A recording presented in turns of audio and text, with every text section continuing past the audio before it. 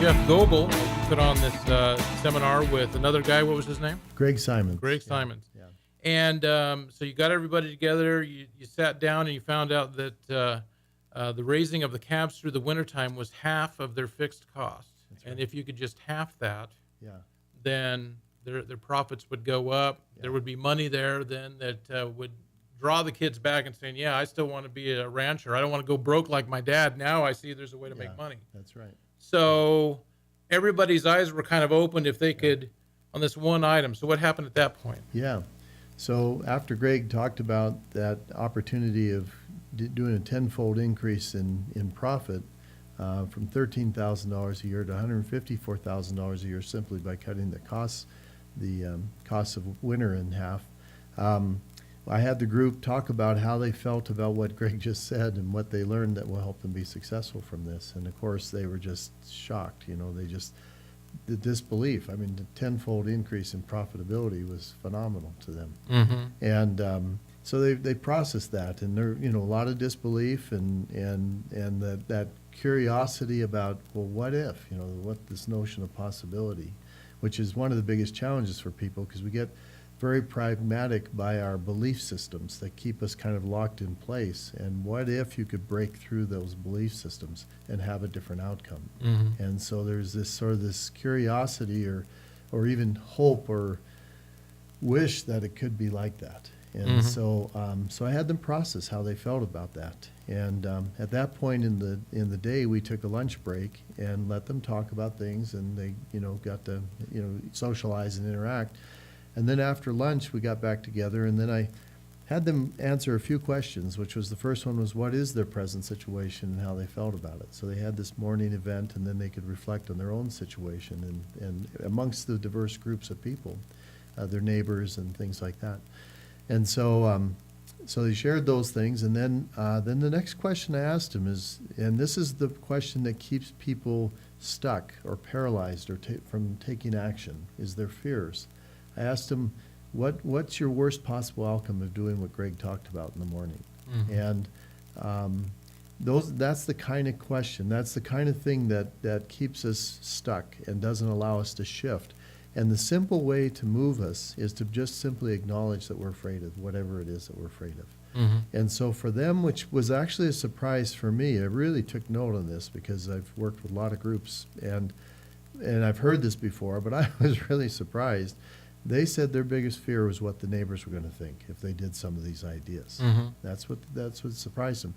And what was also pretty cool was that they were in small groups with their neighbors. So they were talking about these things together, and they were able to kind of process their own experiences with So this. when you dump the whole drawer out on the floor, as I like to say, and everybody's there to kind of separate the pieces, then you're not this singular entity with all of these harsh stares from, look at him out there trying to do that with those cows or whatever the situation is. That's right, yeah. And so now it's important to note, you yourself didn't go and put through any actual solutions, but you facilitated them spitballing and tossing things out. Exactly, that's right. The thing is that I've learned I've done hundreds of workshops with thousands of people, and I have learned that the wisdom is in the group of people, the collective wisdom. They're right in the trenches all the day. You're not going to come in there and tell them. No, that's right. Yeah. This is their life and their world, not mine. I'm not there, and so I can what I do is I bring that out, and that's where diversity of thought is really important, because the person that actually sees things differently than you is probably the person that can actually help you solve the problem. Mm-hmm. And so we usually get into fights with them because we don't agree with what they're saying. But if we could pay attention and listen to what they have to say and incorporate that, there's some good wisdom that's there. And so collectively, that whole body of people have that ability to make shift happen in a community. Mm-hmm. And so that's what they were doing, was processing with each other, and the brilliance that's in the group, in that group of ranchers, they knew what to do, collectively. And so it was bringing that out. And this step that we took there about what's the worst possible outcome helped them release the fear that kept them from moving forward to what they'd like to see. So have they continued to work with each other and share ideas and share results? Yeah. Well, I'll finish where we went to for that day, and then what happened with that. So the next question after what's the worst outcomes is what's your best possible outcomes? And they start imagining, the possibility that, well, what if they could do, this kind of a change financially and could get their kids coming back? And so they started talking about that and getting that in their mind. And then the next part that I would ask is, when I work with a group, is what do you need to do to make that happen? Very purposeful, not how are you going to make it happen, which denotes doubt, but what are you going to do to make it happen? And it starts the mind into motion in terms of starting to solve the problem. Mm-hmm. And so here they are working collectively as a group of people, neighbors and things in this community about these issues. And then finally with the workshop, we ended with, how did you feel about the workshop and what did you learn that will help you be successful? And they loved the workshop. In fact, they said, why don't we do this all the time? Instead, why do we, have these meetings we normally do like we do? Why don't we do it this way? Because it was very powerful for them. It was a little different, but I've learned that you've got to do something different if you want different results. If you keep doing the Sure. same thing, you keep getting the same outcome. It's the definition, Einstein's definition of insanity.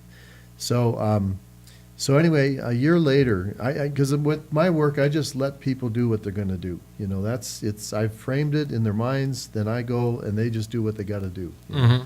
And I don't babysit or anything like that. I got other things to do. I got other people I'm helping and stuff. Well, anyway, a year later, I called back to the one of the government offices that set up the meeting, and I said, well, what did you observe in this last year? And she said two things. She said, first of all, I wish we spent more time, because she said the movement that was happening was incredible. The Mm-hmm. changes that she started seeing was just amazing.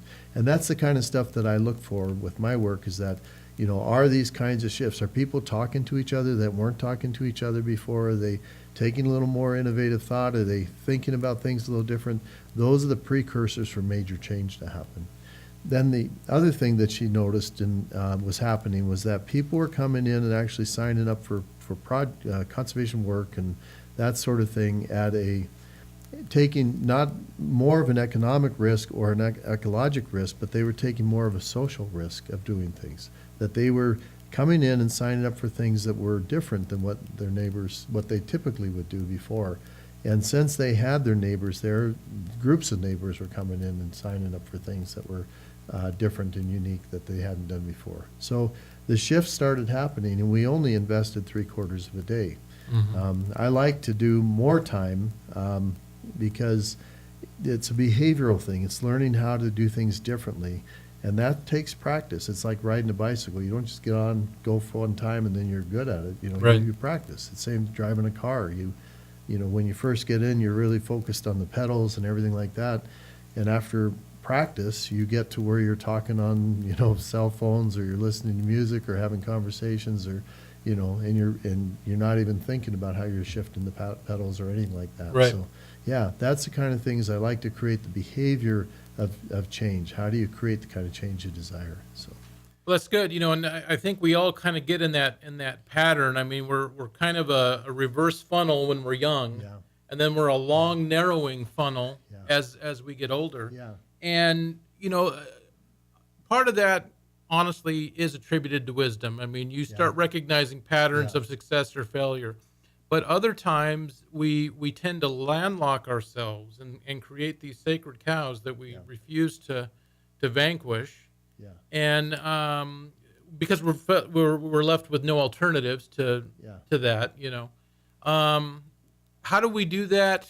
How do you break out? I mean, these people were fortunate in that they had a group of people to draw on. Yeah. What do smaller groups have the same Yeah. ability to do this, Yeah. or? You can, that's right.